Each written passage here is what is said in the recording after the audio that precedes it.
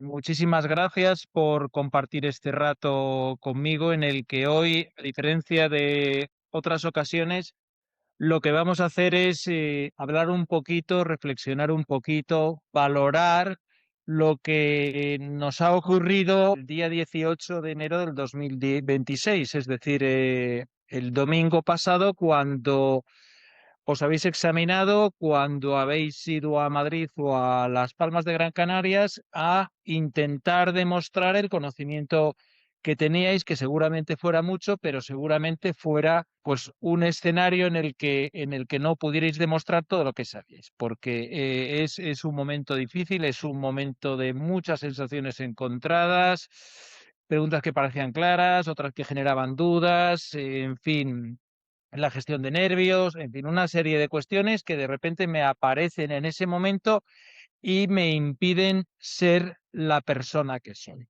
No obstante, en este momento no nos podemos torturar por lo que ha ocurrido, porque es algo que ya ha pasado. Tenemos que ser consecuentes, tenemos que aceptar. Es algo muy importante después de cualquier realidad y esta es una más de la vida. Tenemos que aceptar lo que ha ocurrido, lo que hemos hecho, pero lo más importante que tenemos que hacer es reflexionar y valorar lo que hemos hecho, por qué lo hemos hecho, qué es lo que nos ha ocurrido. Entonces es un poquito lo que vamos a hacer hoy en primer lugar y después vamos a ver un poquito cómo ha sido el contenido del examen, tanto en la primera parte como en la segunda, sin profundizar mucho, porque tanto de la primera parte como de la segunda parte haremos una sesión dedicada especialmente a hablar de los supuestos prácticos, a profundizar en los supuestos prácticos y ver cómo se resolvían en concreto esos supuestos prácticos. Por lo tanto, os doy la enhorabuena a todos por el gran sacrificio, el esfuerzo que habéis hecho e insisto que tenéis que sentiros orgullosos de vuestro trabajo y de haber llegado a donde habéis llegado, aunque el resultado no haya sido el que os hubiera gustado obtener, porque eso lo normal es que ocurra siempre en una oposición cuando la presión es muchísima y encima me tengo que desplazar fuera de mi localidad y al final pues llego como muy cargado y la gestión de estrés a veces del estrés a veces no ha sido suficiente y me impide demostrar quién soy como alumno. Por lo tanto, yo me plantearía, lo vamos a ver desde dos puntos de vista, desde el punto de vista del alumno, desde el punto de vista del opositor y luego todo desde el punto de vista del preparado. Porque yo siempre después de un examen, evidentemente, también reflexiono, también pienso si he hecho lo que tenía que hacer o si he hecho cosas que no tenían que hacer y que han podido, evidentemente, llevar a algunos alumnos a distraerse del camino en el que tenían que encontrarse. Por lo tanto, yo me haría en este momento, sin exigencia, sin culpa, preguntas como, por ejemplo, ¿en qué he fallado? ¿No? ¿Qué errores he cometido? ¿Qué áreas concretas no he sabido gestionar bien? ¿Y cómo debo de corregirlo? Eso en relación al aspecto personal me parece importante que lo valoréis. Yo en esta ocasión, más que nunca, cada vez más me estoy encontrando con muy buenos alumnos, con personas con muchísimo conocimiento y que van al examen y no hacen el examen que son capaces de hacer. ¿Y por qué? Pues porque no son las personas que son una versión estresada, una versión cansada, una versión descolocada, porque la versión de hacía un mes era una versión evidentemente distinta y de muchísimo nivel. Pero cuando estoy en Madrid, cuando estoy en el examen, pues algo me ha ocurrido. Sobre eso tengo que reflexionar porque además tiene arreglos. Es decir, yo no voy a estar yendo año tras año a un examen después de haberle preparado y tropezar en la misma piedra, porque evidentemente hay estrategias, hay herramientas de gestión personal que me permiten gestionar el estrés, controlar el estrés y si no del todo, por lo menos reducido. Por lo tanto, eso, ya os lo digo como primera pregunta importantísima. Sabéis que en la oposición, y lo digo mucho, se recorren dos caminos, uno el intelectual y otro el personal. La tendencia es siempre a ir recorriendo el camino intelectual y abandonar el personal. Cuando van de la mano uno sin otro, nos condena a no hacer lo que somos capaces de hacer. Por lo tanto, si eso es lo que me ha ocurrido a mí, la buena noticia es que evidentemente hay solución, pero tengo que empezar pronto también a trabajar ese aspecto. Y ya os contaré en otro momento cómo se puede hacer. Luego, en relación al contenido del temario, ¿qué partes del temario llevaba mal y por qué? Pues lo que tengo que hacer es identificar cuál ha sido mi gestión en materia de estudio, en cuanto a conocimiento, en cuanto a la parte del temario que llevaba floja, la parte del temario que no había mirado o si había, siguiente pregunta, dedicado más tiempo de la cuenta a cuestiones poco relevantes. Tienes que evaluar si has invertido mucho tiempo en cosas que has llegado a que cuando has ido al examen has visto que no las preguntaban. Y eso siempre es una máxima. Y si eso ha ocurrido, es posible que hayamos dado pasos equivocados. ¿Qué paso puede ser el equivocado? Yo cuando inicio la preparación de la oposición en la primera etapa, siempre tengo que aprender lo más importante, lo esencial. Yo creo que lo digo hasta la saciedad. Tengo que poner los pilares del edificio bien puestos. Es decir, el conocimiento esencial le tengo que obtener en la primera vuelta. ¿Por qué? Pues porque ese conocimiento esencial luego resulta que voy a un examen como este año y me encuentro con que con ese conocimiento básico, esencial, muy bien sabido, los pilares de un edificio no se ponen para que el edificio tambalee, esos pilares me permiten tener un conocimiento suficiente para responder muchísimas de las preguntas que me han caído en esta oposición. Una vez puesto ese conocimiento, tengo que ir, evidentemente, añadiendo contenido de segundo nivel y en una etapa final de la preparación es cuando tengo que entrar a ver instrucciones curiosas, resoluciones que han preguntado por si acaso las preguntas. La última etapa es la de los por si acasos, pero siempre los por si acasos tienen que venir, ojo, después de haber visto lo básico. Entonces, cuando alguien se plantea, es que me he dedicado mucho tiempo a cosas que luego no han caído, yo digo, vale, si no han caído y son de segundo nivel, no te preocupes porque no habías llegado a ese nivel, pero si son de primer nivel, es que quizás el primer nivel de estudio, la base, la hayamos puesto mal. Pero, insisto, estamos en un momento de reflexión, no de decir lo que he hecho mal ni lo que he hecho bien. Estoy buscando, diagnosticando qué es lo que me ha ocurrido a mí como opositor y ver qué posibilidades tengo de corregirlo para que no me vuelva. Siguiente pregunta que me planteo, ya dirigida al aspecto personal. ¿Me he cuidado a mí mismo durante este proceso? Es decir, ¿atendiste adecuadamente tus necesidades físicas y emocionales a lo largo de la preparación de la oposición? ¿Lo has hecho? ¿O simplemente me levantaba por la mañana, iba a estudiar, comía y por la tarde, si tenía otro rato, volvía a estudiar? Porque eso evidentemente conlleva un descuido del aspecto personal y emocional que me va a llevar seguramente en unas condiciones peores, hablábamos antes del estrés, a las que llegaría si hubiera cuidado ese otro pilar fundamental de mi vida que soy yo mismo, que es la persona física, el cuerpo físico. Ojo, que hay que cuidarle para que la mente que habita en ese cuerpo físico funcione bien. Y si no lo hago, la mente no va a funcionar bien, ya os lo digo. Por lo tanto, si he dejado de lado otras actividades para centrarme en la oposición, que sepa que la oposición viene asociada vinculada, apoyada por esas otras actividades que son las que me mantienen estable emocionalmente, que son las que me van a permitir llegar al examen en unas condiciones óptimas.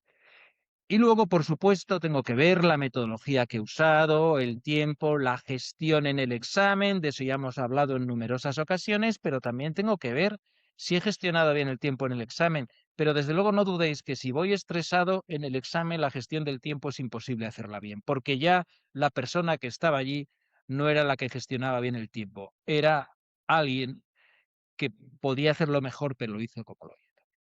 Por lo tanto, no voy a hablar de estrés en este momento, pero diciéndoslo rápidamente, el estrés en un examen nos dificulta la concentración, nos hace que nos cueste leer con atención, nos produce como consecuencia cometer errores sobre contenido que sí sabía, sobre preguntas que sí sabía, que cuando salgo del examen digo, pues esto lo sabía, ¿ya? ¿Por qué lo fallé?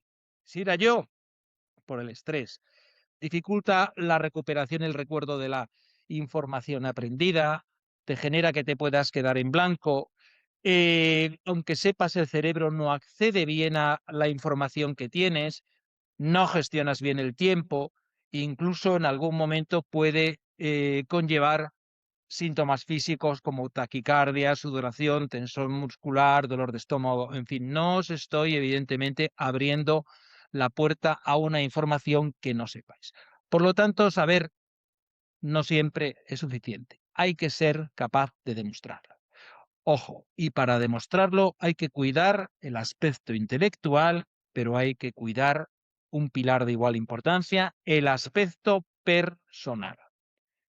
Hay que estar preparado para demostrar lo que se sabe bajo presión. Quedémonos con esto. Y entro ya, antes de hablar en concreto de cómo ha sido el examen, en las reflexiones que yo siempre me hago después de un examen. He orientado adecuadamente a los alumnos porque para mí son, sin lugar a duda, el motivo, mi leitmotiv de estar preparando a opositores son los alumnos, sin lugar a dudas. Y siempre me planteo lo mismo. Los exámenes que he puesto, tanto de teoría como de supuestos prácticos, son adecuados, responden a el modelo de oposición en el que nos encontramos, pues lógicamente yo entiendo que en esta ocasión los exámenes han sido relativamente sencillos, por lo tanto, aquí yo quedo tranquilo porque creo que en este sentido prácticamente todos los preparadores han podido llegar a este nivel de exámenes. Yo trabajo, como sabéis, en tres momentos: esa etapa inicial, lo básico, una etapa intermedia, un poquito más, dando una vuelta de tuerca más a la información que gestionáis, y una tercera etapa a la que llamamos recta final, en la que trabajamos en un nivel medio alto dirigido a exámenes que puedan ser complejos, como los que han puesto el año pasado y el año anterior. Este año cambió el tribunal y yo intuía, lógicamente, esto no lo adelanto antes del examen porque es una intuición que nos eh, viene bien, seguramente antes del examen, pero el año pasado, cuando las personas que aprobaron iban al examen médico, les preguntaban, curiosamente, y nunca lo habían hecho, si les había parecido el examen difícil. Y todos decían que sí, que muy difícil. A mí me llegó del centro directivo que, bueno, que el examen había sido complejísimo. Yo dije, sí, sí, ha sido un examen muy difícil. De hecho, el corte es el que determina cuando un examen es fácil o difícil. El número de instancias este año ha sido menor, precisamente también por culpa, en respuesta a exámenes muy complejos que hay alumnos a los que les desmotiva. Alumnos que creen que siempre va a ser así esta oposición, cuando nunca había sido así. Los exámenes del año 2023, 24 y 25, el 22, fueron complejos, pero anteriormente nunca habían sido tan complejos. Bien, Y luego otra reflexión que me hago siempre. ¿Consigo que el alumno se centre en lo que es especialmente importante y no le hago perderse en lo accesorio, por lo menos en la primera vuelta? Yo es un reto siempre con el que estoy trabajando. Las personas que me conocéis sabéis que en numerosas ocasiones digo a lo importante, vamos al grano, vamos a lo que preguntan. Por eso en los temas tenemos ese semáforo y los temas reducidos, pero especialmente ese semáforo que nos dice, cuidado, que aquí el tribunal ya se ha fijado y es posible que se vuelva a fijar. Dicho esto, vamos a ver un poquito cómo ha sido el examen. En relación a la primera parte, a esas 120 preguntas de teoría, pues este año han demostrado lo que han hecho históricamente, salvo estos dos últimos, que el penitenciario y penal son la espina dorsal de esta oposición. Yo he oído muchas veces ese comentario, no, función pública es más importante que penitenciario. Yo digo, hombre, pues vamos a ver, si tenemos en cuenta que nos dedicamos a la ejecución de penas, que trabajamos en un centro penitenciario en el que la norma esencial que tiene que conocer el funcionario es el derecho penitenciario, me parece raro el pensar que la función pública es lo más relevante. Entiendo que si un tribunal es, lógicamente, está compuesto por profesionales que se dedican a la función pública, ese tema le dominan mejor y es posible que nos pongan, como ha ocurrido, más supuestos de función pública. Pero este año, insisto, nos hemos encontrado con que derecho penitenciario, 45 preguntas, alguno dirá, bueno, son 46, son 47. Bueno, yo entiendo, viendo el temario que tenemos nosotros, que unas 45. Incluyo aquí las tres que han caído del tema 20, que ya sabéis que no es derecho penitenciario, pero es de gestión económica, nóminas, y eso está dentro del temario de penitenciario, lo incluimos aquí. Y luego derecho penal, unas 28. Por lo tanto, algo más del 60% de la oposición es derecho penitenciario y penal. Y en derecho penitenciario os digo y os adelanto que este año han ido muy a lo básico, muy a lo de siempre. Alguien me puede decir, bueno, es que había preguntas rebuscadas. Yo solo he oído y digo, bueno, ya, pero es que no es lo mismo que me rebusquen una pregunta del artículo 155 de los permisos extraordinarios que me rebusquen una pregunta además de un artículo raro, el 320, una cosa. O sea, no. Los artículos esenciales, esos les pueden rebuscar todo lo que quieran porque son ese pilar que yo tengo puesto y bien puesto en mi esquema, en mi estructura de la oposición. Función pública, organización del Estado administrativo, unas 44 y conducta humana 6. Conducta humana este año han puesto más porque han puesto al modelo anterior en el que la conducta humana, una conducta humana sencilla, más o menos me ponen dos preguntas de cada tema, que es un poquito la regla que han seguido este año, en poner de esos temas que no son estrella, y los temas estrella son fundamentalmente de penitenciario y penal, pues me han puesto dos preguntas de cada tema. Por lo tanto, este sería un poquito así el porcentaje de información de cada parte que han planteado, que han preguntado en este examen. Lo que implica otra cosa, que cuando estudiemos, cuando repasemos, cuando revisemos, veamos el examen y veamos qué he fallado derecho penitenciario y el modelo de pregunta que falla. A ver si sé el contenido y soy una persona que falla porque leo mal. Es otra de las cosas que tengo que detectar, que diagnosticar. Porque a veces la lectura, y todo tiene arreglo, ya os digo, en España nos critican mucho desde Europa al sistema educativo diciendo que adolecemos de muchos defectos de lectura comprensiva.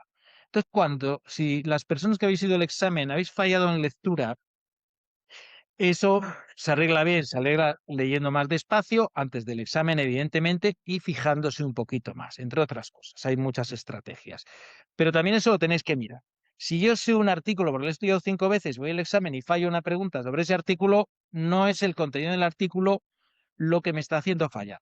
Es otra cosa. O que leo mal, o que leo mal por culpa del estrés. En fin, ya os digo, la situación de Madrid o de Las Palmas no es nunca la situación que tenéis un mes antes en una academia en la que estáis haciendo una oposición.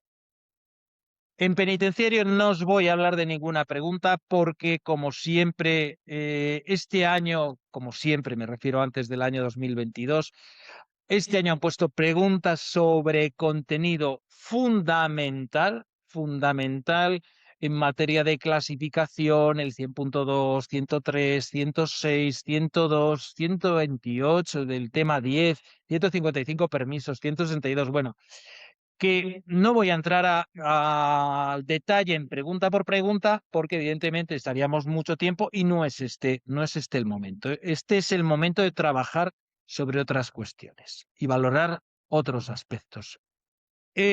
Uno de los temas, por ejemplo, de penitenciario que más os asustan porque es tremendamente extenso es el tema 1. El tema 1 de derecho penitenciario, que es derecho internacional penitenciario, pues es un tema muy complejo, pero yo también siempre me inclino en este tema por estudiar lo básico, por estudiar lo más sencillo. Este año han hecho 4 preguntas desde mi punto de vista, pero que muy, muy, muy sencillas. O sea, no vamos a entrar, pero por ejemplo, que me planteen una pregunta como que las reglas mínimas para el tratamiento de los reclusos de Ginebra de 1955 fueron adoptadas en el seno de la Comunidad Económica Europea, Consejo de Europa, Organización de Naciones Unidas, Organización del Tratado del Atlántico Norte. Hombre, yo entiendo que es una pregunta como muy básica, pero puntúa. Y de estas este año hay muchas. Y luego, la segunda, para realizar un traslado de personas condenadas de acuerdo con el convenio de Estrasburgo, no es condición necesaria y es la de que el condenado sea nacional del estado de condena. Es como también son, insisto, a veces me tiro estudiando un tema como el uno un mes y realmente lo que me tengo que saber es lo básico porque luego me hacen preguntas tremendamente intuitivas. Por eso me entretengo un poco en el tema 1 y me voy a la ley 23/2014, una ley complejísima. ¿Qué pregunta me hacen también? Según el 34 de la ley 23/2014, la orden de detención y entrega es una sentencia firme, petición judicial, reclamación judicial, resolución judicial. Vamos a ver. La ley 23/2014 solo reconoce como instrumentos mutuos de reconocimiento las resoluciones judiciales y las órdenes. Si aquí me hubieran puesto una respuesta orden, todavía me lo plantearía, pero es que es una resolución judicial, no puede ser otra. Y llevamos 3 preguntas de un tema complejo al que estoy seguro de que habéis dedicado muchísimo tiempo con un contenido de primer nivel, de primera vuelta, y es el mensaje que os quiero enviar. Cuando yo repase, que repase todo lo que tenga que repasar, pero que las cuestiones básicas y de sentido común, cuando llegue a Madrid no las falle. Y luego, por supuesto, la 123, vamos, es en relación, el artículo 37, la Autoridad Judicial Española podrá dictar una OED para proceder al cumplimiento. Ya sabéis que hay para OED para otro motivo, para realizar acciones penales, para llevar a cabo diligencias procesales, pero para proceder al cumplimiento de una condena a una pena o medida de seguridad no inferior a 4 meses de privación de libertad. 4 meses. Cuestiones, insisto, tremendamente básicas. Por eso, eh, quiero transmitiros el mismo mensaje que siempre. Vamos a lo importante. Luego, en penitenciario también algo que generalmente me planteáis es, bueno, el penitenciario, claro, son varias normas. Yo digo, si de la ley orgánica no preguntan prácticamente nada, de la ley orgánica preguntan cuestiones muy básicas. Este año han caído 3. El artículo 38, un básico. En materia de sanciones, que es evidentemente lo que más les gusta, artículos 41, 42, como preguntan, 43, 44, 45, medios coercitivos. Esos artículos son estrella de la ley orgánica, pero hace muy pocas preguntas. ¿Por qué? Porque ya sabéis, la ley orgánica marca las bases y es el reglamento el que desarrolla el modelo de ejecución concreto sobre las bases de la ley orgánica. Ley orgánica que no os quite mucho tiempo, pero evidentemente que os quite tiempo lo esencial. 3 preguntas de ley orgánica. De penitenciario no ley orgánica, pues mirar, una de instrucción y luego del reglamento del 81 normalmente son 2 o 3 preguntas. Generalmente de unidades o, por ejemplo, de expedientes penitenciarios. Pues, y la que me cae, la pregunta 100. El expediente que contiene, pues portada, datos de identificación, filiación, hojas de vicisitudes, no abriéndose un nuevo expediente si un individuo ingresa de nuevo. Es una máxima, evidentemente, de la gestión administrativo-penitenciaria relacionada con los internos y que se lleva a cabo en las oficinas de los centros. Un expediente por interno. Bien, poco siempre de reglamento del 81, que hay veces que también le dedicamos un esfuerzo tremendo. La dactiloscopia. Este año 2 preguntas. Bien, otros años caía una y a veces ninguna. Dactiloscopia, a mí esta me parece relativamente fácil. Lo que pasa es que, bueno, que había que leerlas y os podían complicar un poquito la vida. El 105, la subformulación de los dactilogramas. Bien, en los bideltos, entiende si son internos, medios o internos. Bien, la 100 es la respuesta dactiloscopia, la 105 es esta, es la D. Vale, bien, pero no vamos a responder preguntas ni hablar de ellas porque si no estaríamos aquí 2 horas. Por lo tanto, 2 de dactiloscopia. Siempre tengo que tener unas nociones básicas de dactiloscopia, entender un poquito lo que es un dactilograma y luego, sobre todo, lo que es también una subformulación, aunque ya no se utilice la dactiloscopia para nada. Bien. Y de penitenciario, ya terminando, porque el reglamento, insisto, no lo voy a entrar a ver. Tema 20, que siempre es un tema que os asusta muchísimo. 3 preguntas. Una del decreto legislativo 4/2000, que últimamente sí que preguntaban algo, que aprueba el texto refundido de la Ley sobre Seguridad Social de los funcionarios civiles, la obligación de reintegro del importe de las prestaciones indebidas percibidas. Muy de supuesto práctico también, porque el tema 20 hay que estudiarle para supuesto práctico. Este contenido lo tendríais que saber para supuestos prácticos. La respuesta es la B, 4 años. Y luego la resolución de 25 de mayo del 2010, me preguntan algo esencial también en supuestos prácticos, seguro que no lo habéis fallado. ¿En cuál de los siguientes supuestos las retribuciones no se liquidarán por días? La D. En el mes que se produzca un cambio de puesto de trabajo que no conlleve la adscripción a una administración pública distinta de la general del Estado, ni implique cambio de situación administrativa. Esta era una materia que habéis estudiado muy bien para nóminas, por lo tanto nos pillan en ella. ¿Por qué digo esto? Porque el tema 20 siempre le tenemos que enfocar fundamentalmente a contenido práctico en lo que es esta parte. Y luego una pregunta muy facilita, la 120. ¿En qué plazo los habilitados presentan los documentos a efectos de contabilidad en las oficinas que correspondan? Pues lógicamente tiene que cerrar la nómina el 5 y presentarla en el día 7 del mes al que corresponden antes del día 7 de cada mes, la C de Castellón. Bien, pues este sería un poquito la perspectiva de algo que me parece muy importante y que es el derecho penitenciario, que a mí en concreto, ya sabéis los que me conocéis, que me gusta mucho, porque llevo muchos años dedicándome a él y me parece que para el opositor es una de las partes más bonitas y es una parte que le puede venir muy bien trabajar en ella y trabajarla bien porque le va a dar muchas preguntas, muchos puntos, tanto en un examen como en el otro, como en el segundo. Y luego, entraríamos ya en penal. Tampoco voy a entrar en lo que os han preguntado de derecho penal. De la primera parte ha sido un examen muy básico derecho penal, libertad vigilada, medidas de seguridad, artículo 89. Bueno, unas cuestiones, digo, en penal a mí es un examen que me ha encantado, me parece muy buen puesto, muy bien planteado. Y luego, como siempre, otra de las grandes preguntas del millón que me hacéis, las penas. Las penas. Yo siempre digo las penas en una segunda vuelta y las más importantes. Las más importantes son muy poquitas, muy poquitas. Este año, a diferencia del año anterior y el anterior, que no había caído ninguna pena del primer examen, cayó una. Pues bien, una pena. solo una pena. Cuando la detención dura más de 15 días en un delito contra la libertad personal, la detención ilegal, pues la pena es de 5 a 8 años, la respuesta de Dinamarca. Solo uno. Hay personas que se dedican muchísimo tiempo a aprender las penas, muchísimo tiempo. Yo entiendo que no justifica una pregunta ni dos que me puedan plantear en el primer examen o una compleja que igual no la acierto en el segundo, el estudio de las penas.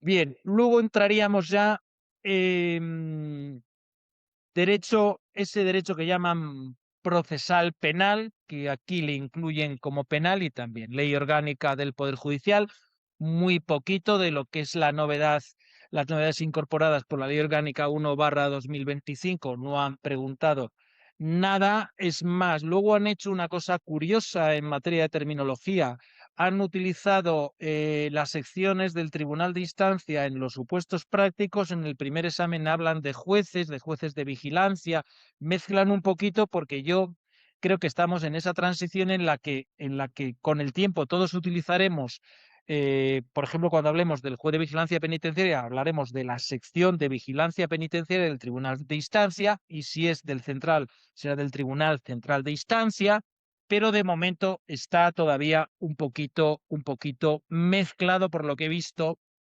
el contenido y la forma de redactar en este examen, que eso estaba claro, ¿eh? Yo tenía claro que iban a hablar en los términos antiguos y a mezclarlos con la nueva terminología que hay que empezar a utilizar, porque ya sabéis que desaparecen los órganos unipersonales, no todos, en el ámbito de la jurisdicción normal en general. Dos preguntas de la ley orgánica del Poder Judicial y luego cuatro preguntas de la ley de enjuiciamiento criminal, siempre dirigidas a lo mismo. Detención, prisión provisional y luego, bueno, frente a la sentencia, recursos en el procedimiento abreviado, podrá interponerse recurso de apelación, el plazo algo muy, muy básico, cuestiones tremendamente básicas y yo entiendo que las tenemos que saber. Las tenemos que saber y si no las hemos respondido bien es porque no hemos sido capaces por el contexto y el momento que teníamos de hacer. Y llegamos a la Constitución, de la que os tengo como siempre que decir algo también. Yo antes del examen grabamos una propuesta de contenido que era esencial y frente a algún criterio que puede tener como prioritaria la Constitución, yo siempre digo que la Constitución en esta oposición no tiene peso específico, lo tuvo en el año 2005, 2006, pero últimamente no lo tiene. Tiene muy poco contenido específico, es decir, muy poco peso específico. Me cae una reforma. Las reformas son una máxima, siempre preguntan reforma, lo llevan haciendo varios años, por lo tanto, evidentemente, este año era de esperar, yo esperaba otra, pero bueno, han puesto la del artículo 135 y me preguntan que entró en vigor. De las reformas tengo que saber todo. Bien, esta que era además la primera pregunta de la oposición, es esta sí se podía fallar por poder saber la reforma, pero bueno, la pregunta no es sencilla. Y luego me hacen una pregunta en relación al reglamento del Senado, su presidente será elegido. Bueno, pues la pregunta que si lo sé, y si no, la fallo. No hay problema ninguno, no tengo que saber todas las preguntas, pero desde luego tengo que saber las mías. Si algo no he estudiado, por ejemplo, como esta pregunta, no pasa absolutamente nada, lo fallo y continúo. Las preguntas quizás más complejas estaban en la primera parte del examen.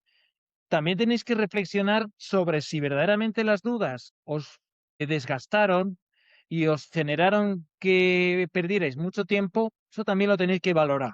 Tenéis que ver cuál ha sido vuestro método de resolución de examen y ver lo que habéis hecho con las dudas.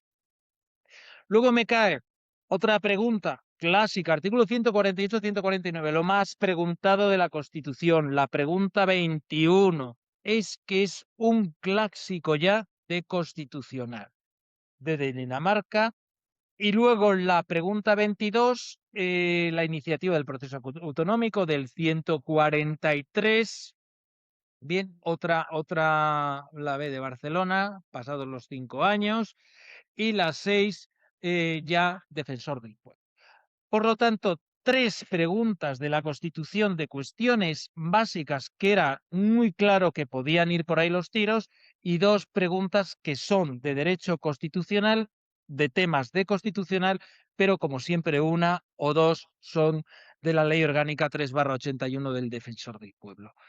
Por lo tanto, cuando me ponga a estudiar la Constitución, no le voy a dedicar un mes, ¿vale? No le voy a dedicar un mes. Ya os digo que yo, 20 días antes del examen, os lo dije porque tuve preguntas en ese sentido, porque, bueno, parece ser que eso que se había hecho, no, la Constitución entera, eso no es decir nada. Eso es decir, ahí está, no, no, no, no. Vamos a ver qué preguntan. Vamos a ver por dónde van los tiros. Y podemos equivocarnos, pero desde luego como nos equivocamos siempre es habiéndole dedicado a la Constitución un mes. Por lo menos eso pienso yo. Y el examen nos demuestra una realidad que es incuestionable. Al igual que el tema 5 de organización del Estado, que siempre es un tema que resulta muy complejo, pero vuelvo a lo mismo, vamos a lo básico. 4 cosas del tema le dedicamos 2 días a lo básico. Han preguntado lo básico. ¿Cuál de los siguientes actos jurídicos de la Unión no es vinculante? Los dictámenes, Barcelona, eso es como muy básico de derecho de la Unión Europea. Y luego la 29, que es la segunda, que me imponen el presupuesto anual de la Unión Europea, el Parlamento y el Consejo, a propuesta de la Comisión, también es otra de las preguntas del millón. No voy a entrar en ellas. Seguimos, de la estructura orgánica del Ministerio del Interior, una pregunta compleja y otra relativamente más sencilla. Dos, siempre me hacen 2 preguntas de la estructura orgánica del Ministerio del Interior. Bien, aquí no nos sorprenden tampoco. 2 preguntas de cuarto convenio. Desde mi punto de vista también preguntas que van a lo básico. El examen mantiene un modelo de planteamiento básico. Después, función pública. Función pública en la primera parte, yo entiendo que preguntan poco, preguntan del Estatuto Básico del Empleado Público, eh, 5 preguntas, si no me equivoco, una pregunta de la Ley de Incompatibilidades, Ley 53/84, y una pregunta del Reglamento de Régimen Disciplinario, el Real Decreto 33/86. Preguntas, insisto, también muy, muy básicas. Por ejemplo, si me voy a la 60, por poneros un ejemplo, quizás alguien dirá, bueno, que esta es la más fácil.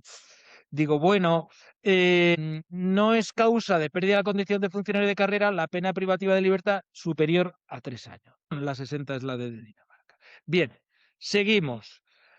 Contratos. En contratos me hacen lo mismo, la misma visión de examen, y me preguntan, señale la respuesta incorrecta, se considera que no forma parte del sector público las siguientes entidades.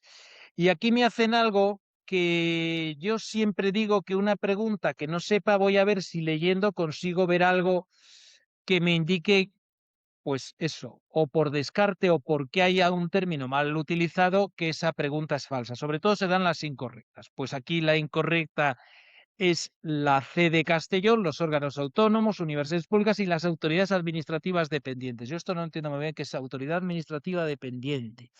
En fin, el caso es que esa es la C. Y luego, ¿qué es un contrato de suministros? Yo entiendo que no me puede preguntar algo más fácil que la definición de un contrato, por ejemplo, de servicios, de suministros, porque es una pregunta muy básica. En contratos han ido algo este año muy, muy sencillito. De la ley del voluntariado me hacen también 2 preguntas. Una de ellas, la 73 del artículo 21 de la promoción del voluntario desde las empresas, y esta la traigo a colación porque también es una pregunta muy típica. Yo llego a esta pregunta conforme a la ley del voluntariado. Las especialidades pertinentes a efectos de fomentar y facilitar que las pymes promuevan y participen en programas de voluntariado se establecerán. Y claro, alguien dirá, uff, no me acuerdo, mediante ley estatal. Esto me gusta poco, ley estatal. Por las entidades de voluntariado, a mí me parece imposible que puedan, evidentemente, establecer las especialidades, las entidades. Reglamentariamente y por ley autonómica me queda. Mirar, hay muchísimos artículos en este tipo de leyes que incorporan un apartado que reglamentariamente se establecerá tal, reglamentariamente la C de Castellón. Y estoy seguro de que muchos de vosotros descartáis esta pregunta porque intentáis tirar solo de memoria para resolverla. Hay que tener desarrollado antes de ir a Madrid un cierto razonamiento jurídico, que es algo que os da muchas respuestas.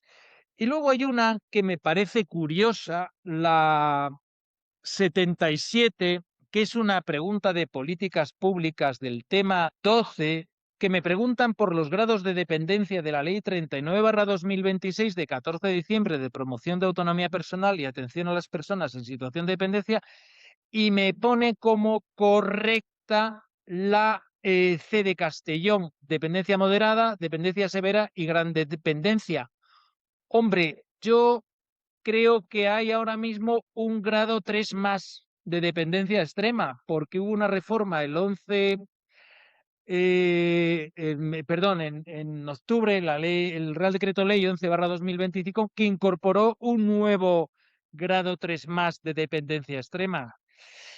No sé si esta pregunta alguien la recurrirá o no, pero bueno, a mí me parece que el que elaboró esta pregunta o no había visto la reforma o hicieron la pregunta antes de la reforma, porque ya os digo, es una pregunta desde mi punto de vista incorrecta, sin lugar a dudas.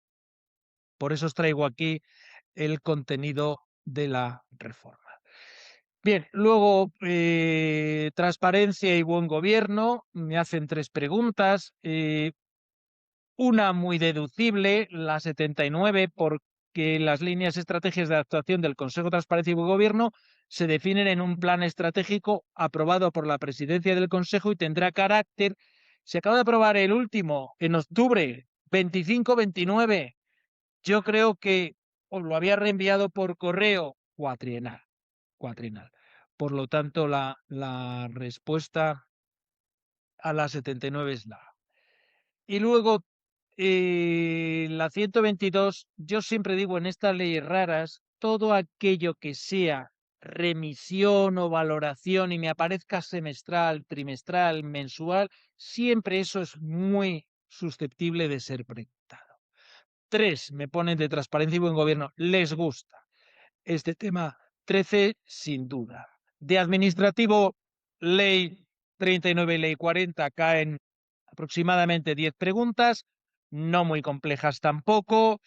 Aquí, por ejemplo, tengo la 90. A tenor del 39, ¿cuál de los siguientes supuesto la eficacia de un acto queda demorada? Bien, Castellón, cuando lo exija el contenido del acto, muy sencilla.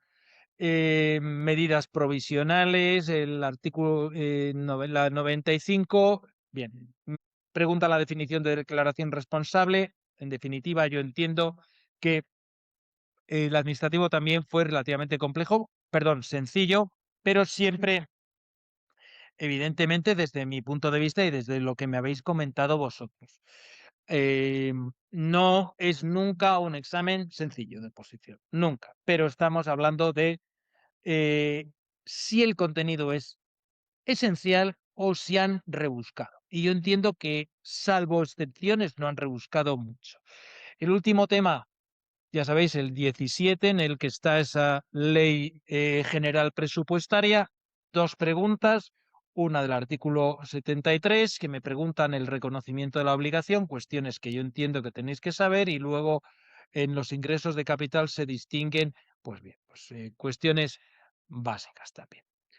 Bien, pues dicho esto, vamos a comenzar y ver rápidamente lo que sería la segunda parte del examen, los 8 supuestos prácticos.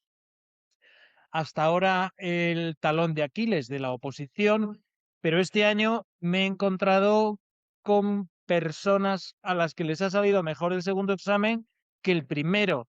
Y eso tiene generalmente una explicación relacionada con el nivel de estrés que teníamos en el segundo examen. Ya hemos hecho el primero, nos queda muy poco tiempo, o sea, ya me ha salido bien o me ha salido mal y ya estoy relajado, pero el segundo examen en principio fue más difícil que el primero. Si a mí me ha salido mejor es porque igual en el primero, hasta que empecé a rodar bien, pasó una hora o media hora y esa primera media hora fallé en muchas preguntas porque hasta que me tranquilicé, y en un examen hay formas de tranquilizarse cuando me veo que estoy estresado, y una de ellas desde luego es desconectar del examen.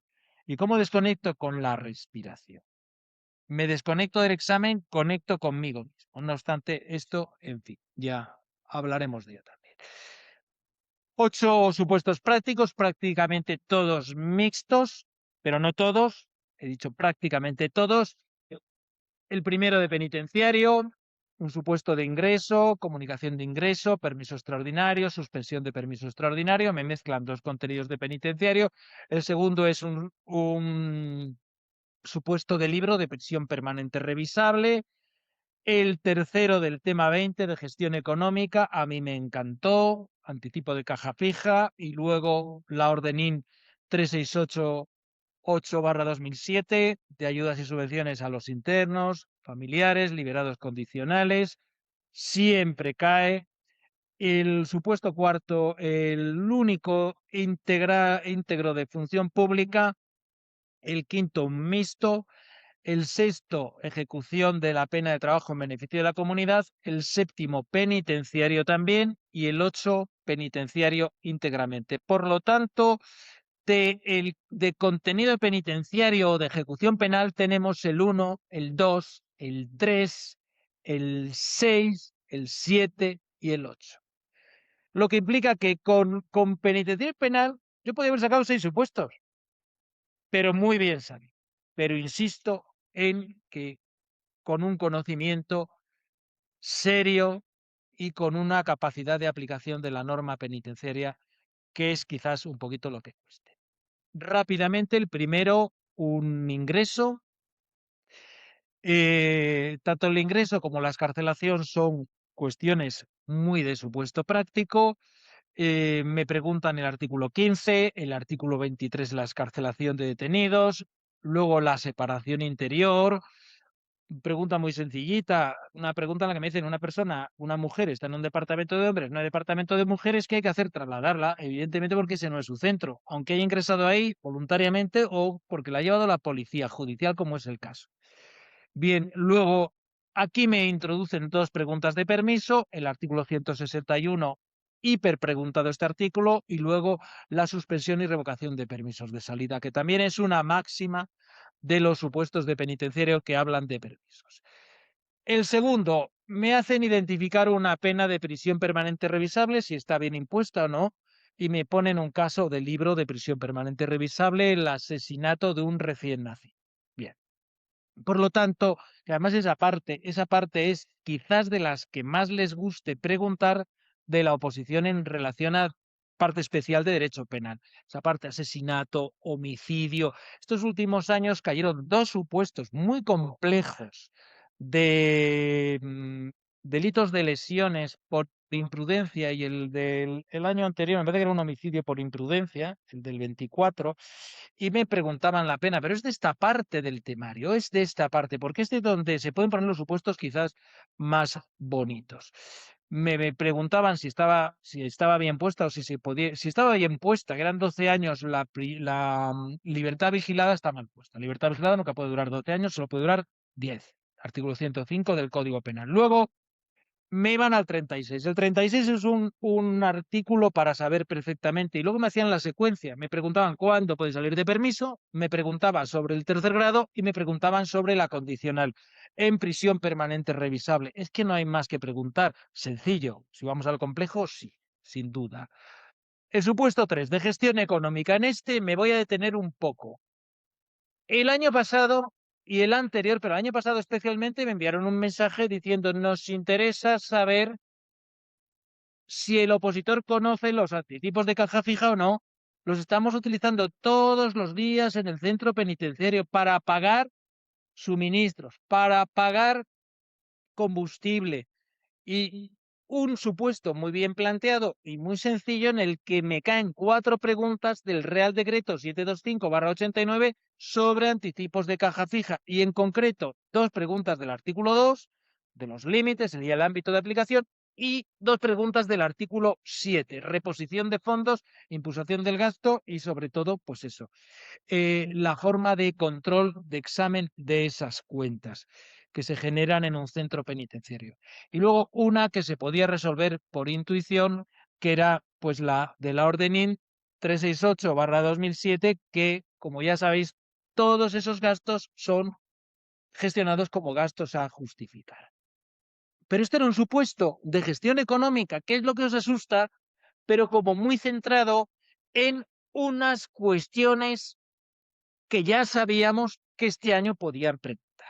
O por lo menos yo así lo veo, con el respeto a todo el mundo, que ya sabéis que hay veces que puedo hablar así y alguien dirá, bueno, eso lo veías tú, hombre, yo si lo veo ahora es porque lo vi antes y porque yo creo que os lo transmití antes. Y luego el supuesto 4 es un supuesto de promoción interna. A mí me gustó mucho porque es un supuesto, si algo les gusta en función pública, es todo lo relacionado con la promoción interna del cuerpo de ayudantes al cuerpo especial.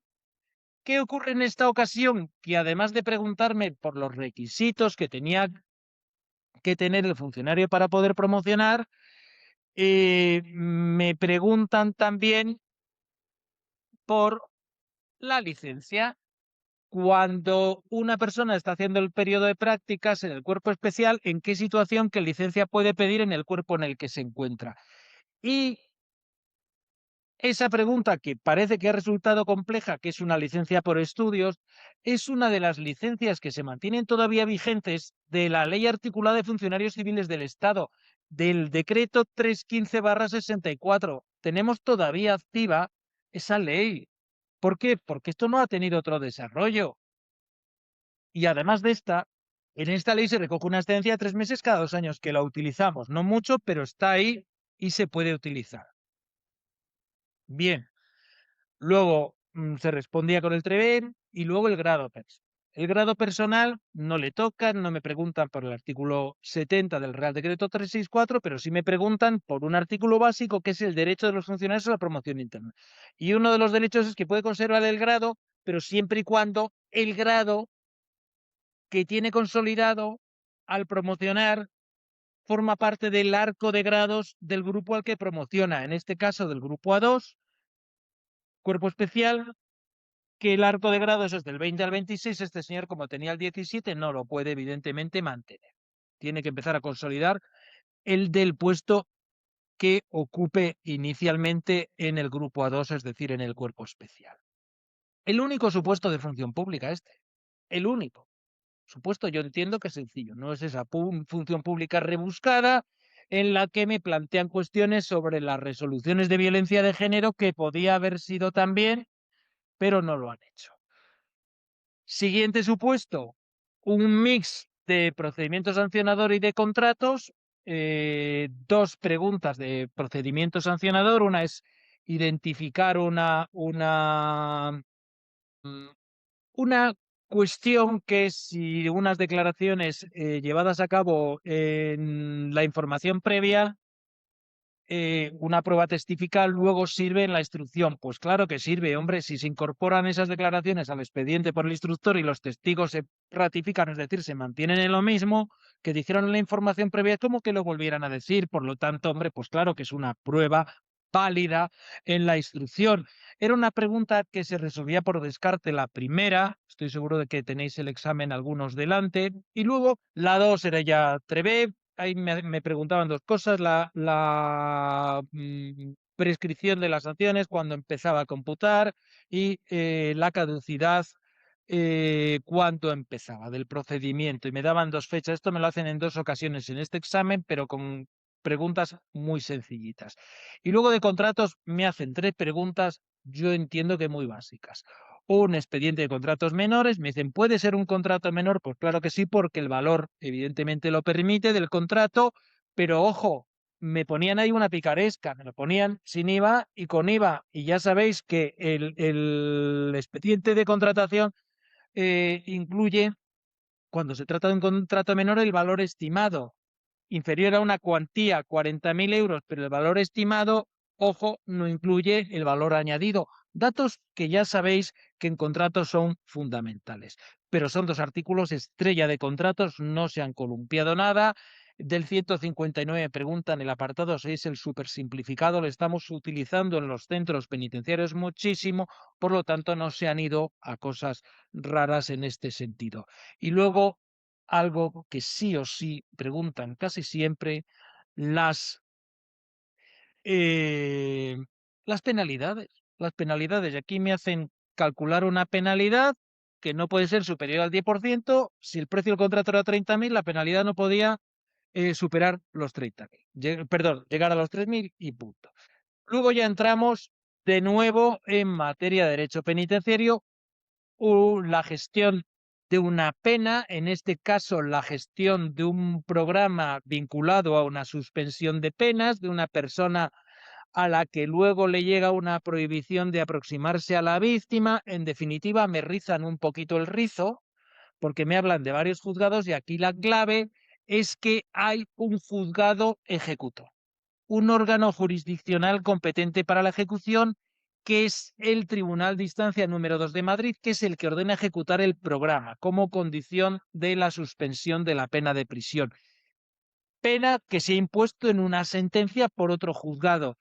Aquí hacen un poco lo mismo que el año pasado y que han hecho en otras ocasiones. Me ponen varios juzgados y me preguntan qué juzgado es competente para un asunto concreto. Aquí me tengo que ir al Real Decreto 840/2011 y alguien dirá, pero cuando una persona está en un centro penitenciario y reside en Marbella, imaginaros que está en un centro penitenciario de León y reside en Marbella, la residencia aquí evidentemente no es la que determina el servicio de gestión de penas, lo determina que ese señor está privado de libertad en un centro como el de León y será el servicio de gestión de penas de León el que lleve a cabo todas las gestiones necesarias o para que cumpla una pena de TBC o para que haga un programa vinculado a una suspensión de la ejecución de una pena. Aquí tengo que saber Código Penal, me preguntan el 83, el 82, básicos, y me incorporan una pregunta de cesión de datos de carácter personal de un interno y me dicen, hombre, se puede, el interno no quiere que se le cedan los datos.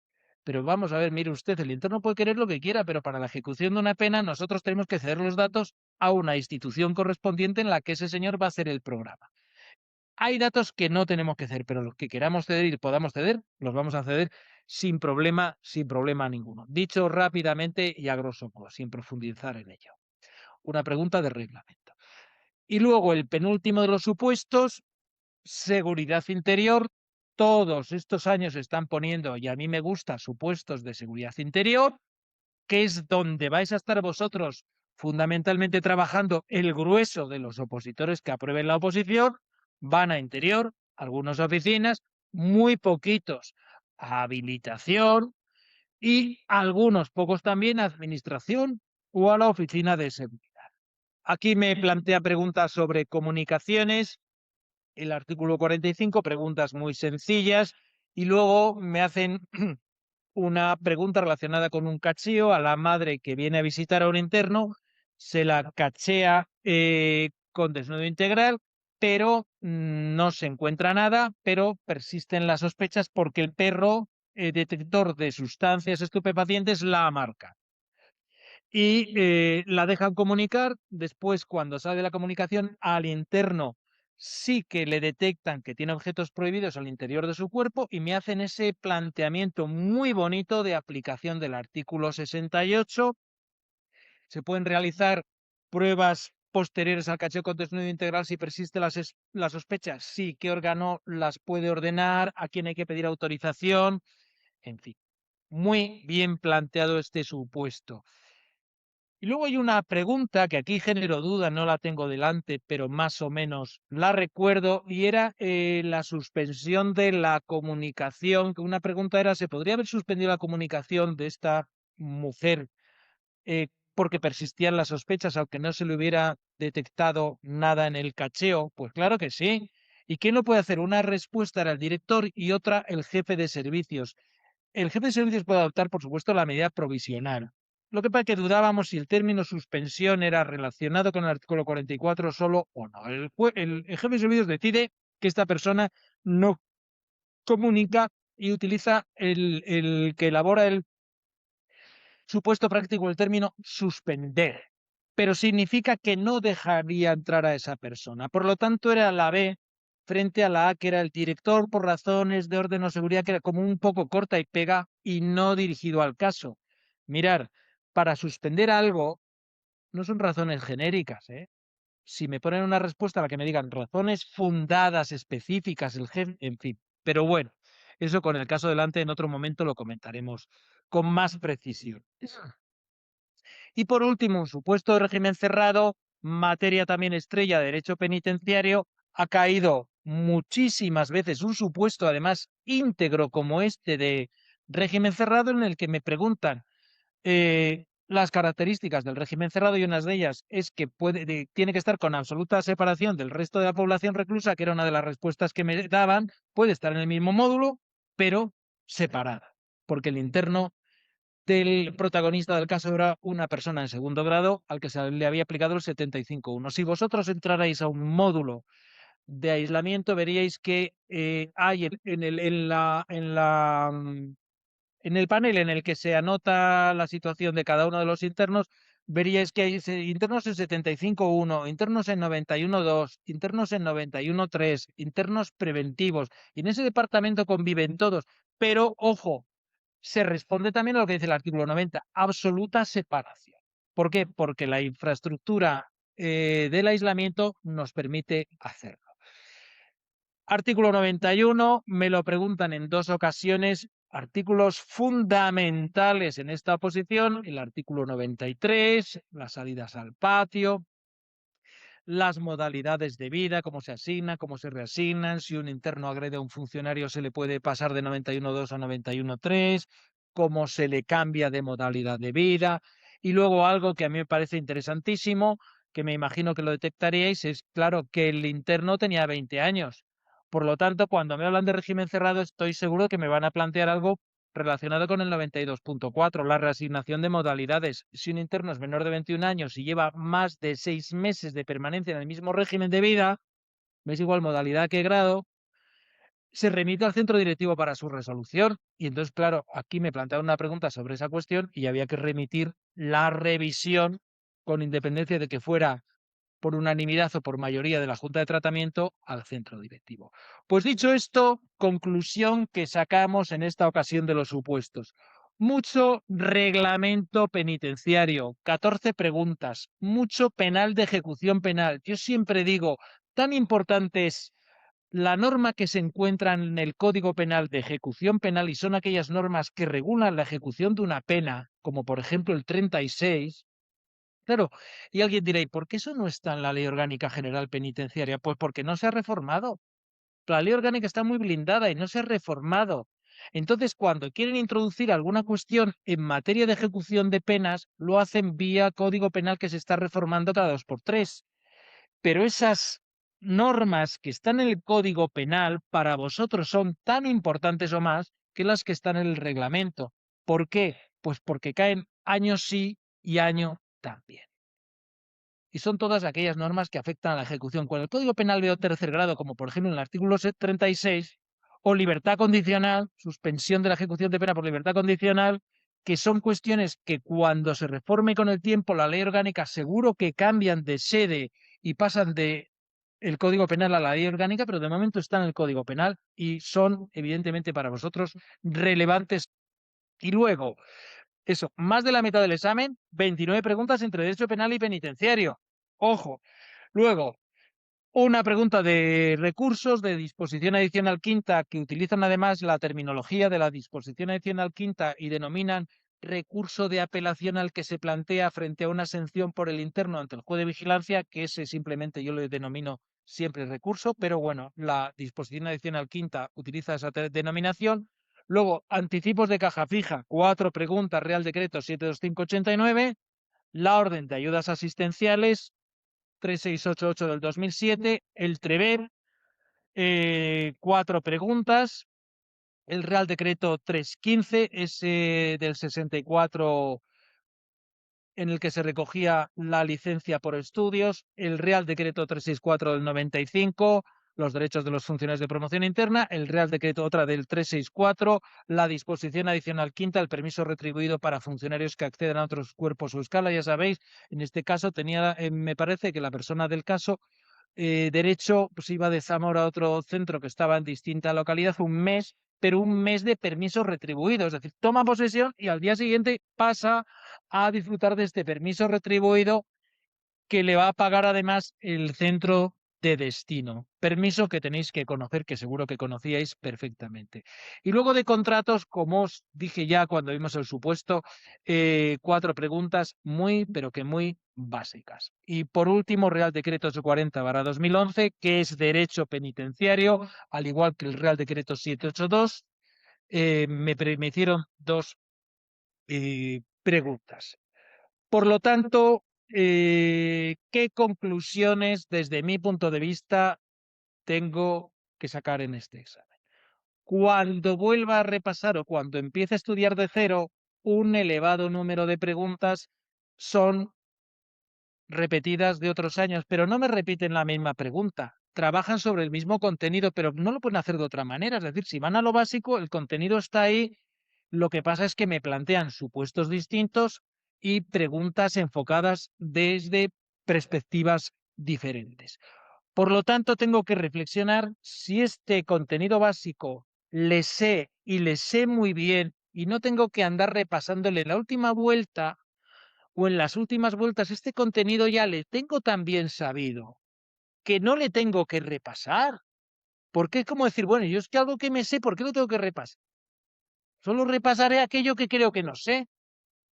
Entonces, si mezclo churras con merinas, si mezclo lo importante con lo no importante, al final no sé lo que sé y eso siempre me genera estrés, porque la incertidumbre es evidentemente un elemento muy distorsionado. Y en segundo lugar, si no he sido capaz de hacer aquello que sabía hacer, algo me ocurrió en el examen no relacionado con el conocimiento, con otros factores. Nervios, gestión del tiempo, presión del examen y tengo que plantearme qué es lo que me ha ocurrido.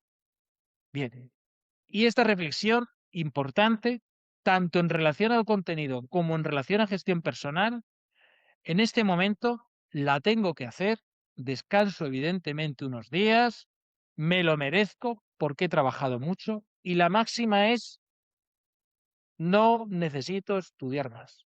Necesito estudiar con más intención, con más método y más conciencia de mí mismo.